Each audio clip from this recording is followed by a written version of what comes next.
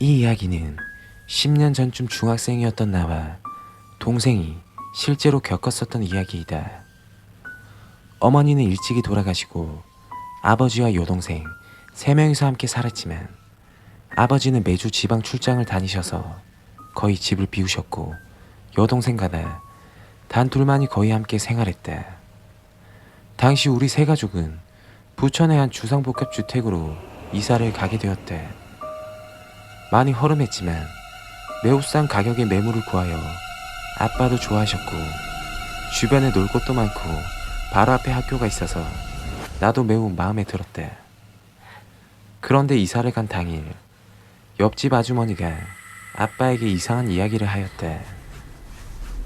혹시 이 집에 대한 이야기 못 들으셨어요?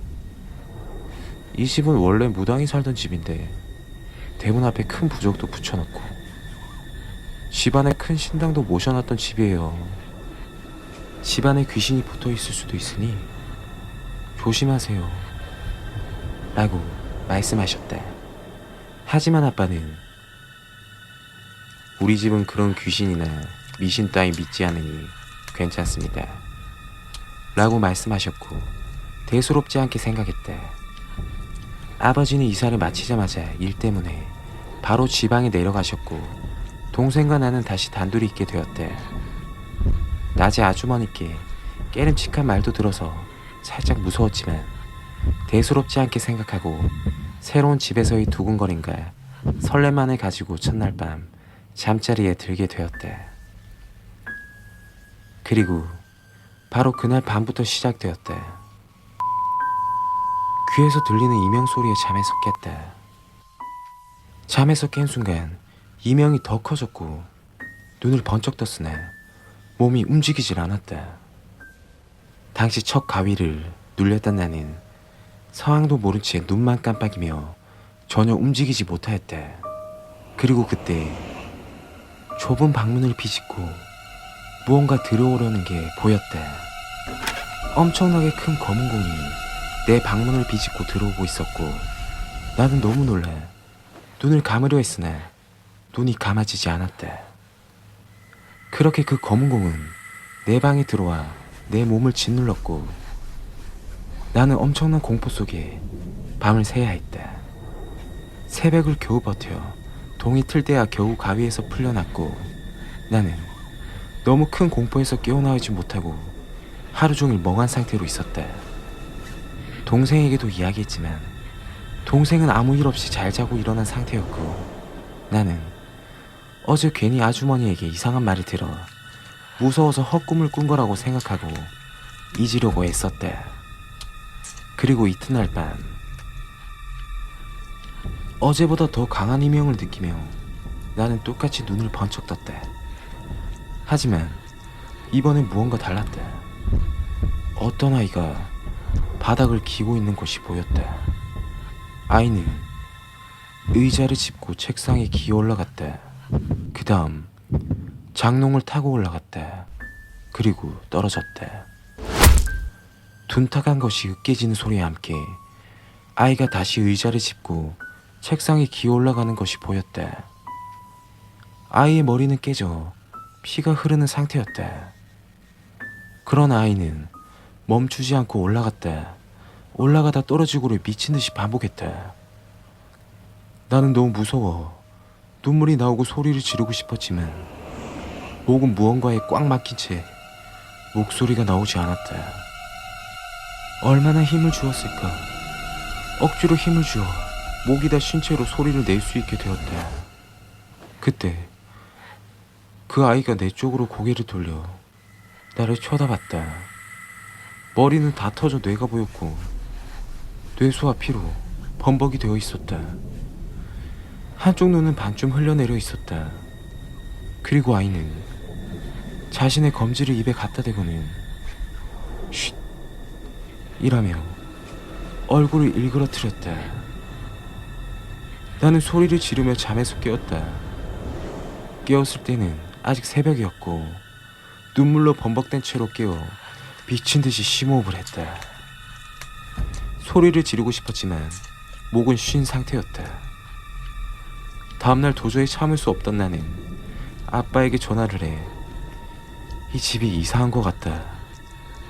아주머니가 했던 얘기가 괜한 얘기가 아니었던 것 같다. 라고 얘기했지만 아빠는 아주머니께 괜한 얘기를 들어서 신경이 곤두서 있는 것 같다며 나를 달래주셨고 하루만 있으며 집에 돌아가니 기다리고 있으라고 하셨다. 그렇게 나는 다음날 돌아오실 아빠를 기다리며 또 밤을 맞이하게 되었대. 그동안의 공포 때문인지 쉽게 잠이 들지 않았고 자고 싶지도 않았대. 나는 뜬 눈으로 거의 밤을 새며 버티고 있었대. 이틀이나 과외에 시달려 제대로 자지 못했던 나에게 잠을 버티긴 너무 힘들었고 꿈뻑꿈뻑 눈꺼풀이 무거워지는 것이 느껴지며 잠에 들었대. 도어록이 열리는 소리가 들리며 문이 닫히는 소리가 들렸대. 잠결에 소리를 들었으나 그 소리는 너무 선명했고 나는 아빠가 집에 돌아오신 것이라고 생각했다. 하지만 이상했다. 그 소리는 안에서 밖으로 열리는 소리였다. 나는 동생이 집 밖에 나간 것이라 생각하며 눈을 뜨지 않고 다시 깊은 잠을 청하려 하였다. 꼭두 새벽에 동생이 집을 나간다고? 심장이 요동치는 것을 느꼈다. 동생이 새벽에 집을 나간다는 것은 너무나도 이상했다. 눈을 번쩍 뜬 나는 당장 동생 방에 뛰어갔지만 동생의 방엔 아무도 없었다. 동생이 나간 지 몇 분 안 된 것 같은데 벌써 너무 무섭고 걱정되기 시작했다. 나는 맨발로 집 밖을 뛰쳐나가 동생을 쫓았다. 계단을 뛰어내려가 건물 밖에 나가니 저 멀리 동생이 보였다. 우리가 살았던 주택 바로 앞엔 8차선 대로가 있었다. 그리고 동생이 비틀거리며 그 8차선 대로의 한가운데로 걸어가고 있는 것이 보였다. 나는 미친 듯이 동생을 부르며 도로로 뛰어나가 동생을 붙잡았고 동생을 잡은 순간 동생은 울며 그대로 바닥에 주저앉았다. 일단 동생을 데리고 들어가야겠다는 생각뿐이었다.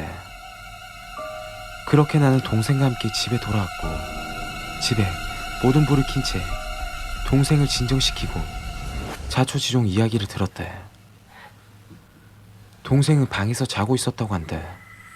그때 어떤 검은 눈만 보이는 형체가 자기에게 다가와 눈을 부름뜬 채 날 따라와.